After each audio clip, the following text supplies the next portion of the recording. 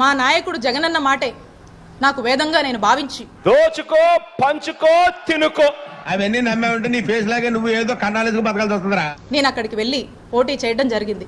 తర్వాత ఏమైంది? తర్వాత పదే పదే రాజశేఖర్ గారు అంటున్నారు అన్ని వేలతో ఓడిపోయింది, ఇన్ని వేలతో ఓడిపోయిందని. నేను మొదటి నుంచి చెప్తున్నా నమ్మా కంటిరా నాయన చెప్తానాయన నీ వల్ల కదా నా జీవితం సంకనాకపోయింది. చెప్తానే ఉన్నా మొదటి నుంచి నేను.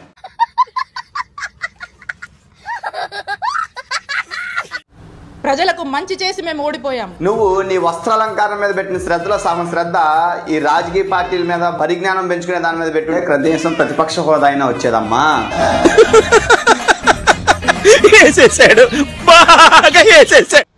గెలుపు ఓటముల గురించి మీరు మాట్లాడుతున్నారా రాజశేఖర్ గారు?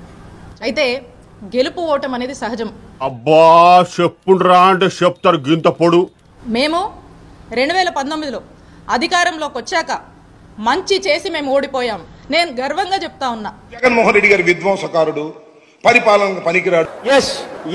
వాస్తవం అధ్యక్ష ఇది. టెక్నికల్ గా మాట్లాడితే రకరకాల కారణాలు ఉన్నాయి.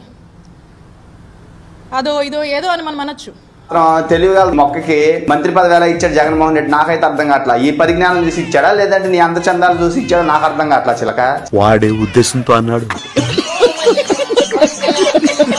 బట్ ఎవిడెన్సెస్ లేవు కాబట్టి నేను అది చెప్పలేను. నీలో నాకు నచ్చేది ఇదేరా, కొంచెం లేట్ అయినా నిజం నీ అంతటి నువ్వే తెలుసుకుంటావు.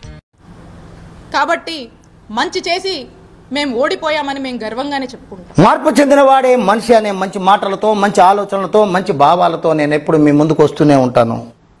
ఒక్కసారి కొద్దిగా వెనక్కి వెళ్తే చూసాను ఆ 2019లో ఒక మంచి హ్యూజ్ మ్యాండేట్తో జగన్మోహన్ రెడ్డి గారు ముఖ్యమంత్రి అయ్యారు.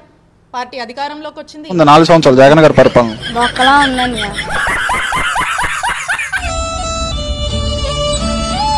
ఇక్కడ అప్పుడు కూడా ఏం నచ్చలేదు మీకు జగన్ గారు? ఆడే నచ్చలేదు, రావడమే నచ్చలేదు. ఏడు నచ్చిన వెళ్ళాడు. గౌరవంతో మా నాయకుడు జగన్మోహన్ రెడ్డి గారు మీకు ఇచ్చినటువంటి ఎమ్మెల్సీని మీరు ఈరోజు రాజీనామా చేస్తే అది టీడీపీ అకౌంట్లోకి వెళ్తుంది. ఇన్నాళ్ళు కలిసి బతికే ఇప్పుడు నేను కష్టాలు వదిలేసి వెళ్ళిపోతావా? కలిసి బతికినంత ఈజీ కాదు కలిసి చావటం. ఈరోజు మనకు నంబర్స్ లేవు, అన్ఫార్చునేట్, మనకు బలం లేదు. సో కాబట్టి అది తిరిగి మనకు రిటైన్ అవ్వదు. సో కాబట్టి అది టీడీపీ ఖాతాలోకి వెళుతుంది. అంటే ఇంత నమ్మకంతో ఇచ్చినటువంటి ఈ పదవిని నిజంగా మీరు నిలబెట్టుకుని ఉంటే ఓకే, నో యూస్, వాడు విండండి. మీ గౌరవం ఎంతలా పెరిగేది అనేది ఒకసారి మీరు ఆలోచన చేయండి. పట్టు నువ్వు ఎంత కాకబట్టినా ఇక్కడ పడేవాళ్ళు రే. ఆ దివంగత మహానేత డాక్టర్ వైఎస్ రాజశేఖర్ రెడ్డి గారి దగ్గర నుంచి మా నాయకుడు జగన్మోహన్ రెడ్డి గారు మరి రాజశేఖర్ గారికి గౌరవం ఇస్తూనే వచ్చారు. మీరు ఇలాగ నన్ను రెచ్చగొట్టి గట్టి మాట్లాడిస్తారు, వాళ్ళు నన్ను బొక్కలేస్తారు. ఉన్నత పదవులు ఇస్తూనే వచ్చారు. మళ్ళీ మీరు తీసుకొచ్చి నాకు ఇవన్నీ జరుగుతాయి. ఎక్కడా కూడా మా నాయకుడు జగన్మోహన్ రెడ్డి గారు మరి రాజశేఖర్ గారిని మోసం చేయలేదు. లక్షణమైన కుటుంబాల్లో వెలిగే జ్యోతుల మధ్య ఎంత పెద్ద అఖండమైన జ్యోతుందా? మా వైఎస్ఆర్ కాంగ్రెస్ పార్టీ మరి రాజశేఖర్ గారిని మోసం చేయలేదు. ఏదైనా ఒక విషయం సగం వింటానికే చిరాకు నాకు. రెండోసారి కూడా వినాలా? ఒకసారి ఆత్మవిమర్శ చేసుకోండి. ఆ కుటుంబం మీకోసం ఎంత నిలబడింది. పార్టీ కష్టాల్లో ఉన్నా, ఎలాంటి పరిస్థితుల్లో ఉన్నా మీకు మాత్రం ఒక మెట్టు గౌరవం పెంచిందే తప్ప. వింటానికి విల్లింగ్ గా ఉంటే శ్రీకృష్ణుడు భగవద్గీతలో అర్జునుడికి ఇంత చెప్పాడు.